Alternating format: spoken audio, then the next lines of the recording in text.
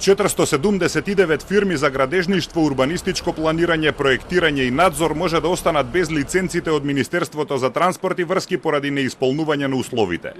Меѓу нив има и фирми со А лиценца за градби од прва категорија, како пруги, патишта, термоцентрали или брани. Министерот Александар Николовски најави дека списокот ќе биде доставен до останатите институции за понатамошно постапување.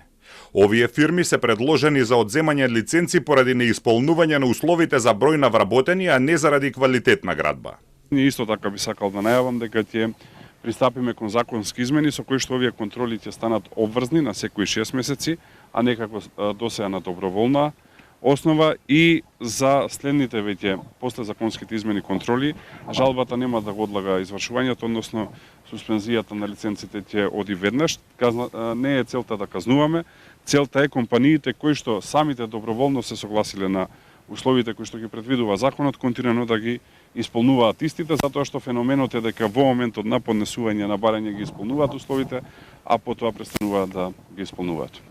На списокот на фирми кои може да останат без лиценца, кои ги објави Министерството, има и такви кои во изминатите години добиваа милионски тендери за изградба и проектирање на јавни објекти.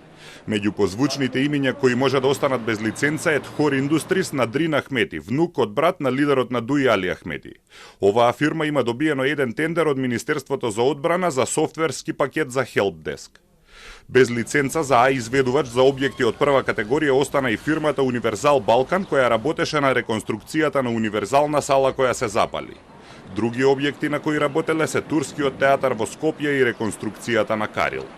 Одземена е лиценцата и на Вија инженеринг од Вевчан и на поранешниот вевчански градоначалник Цветомир Угриновски, роднински поврзан со поранешниот пратеник Крсто Мукоски.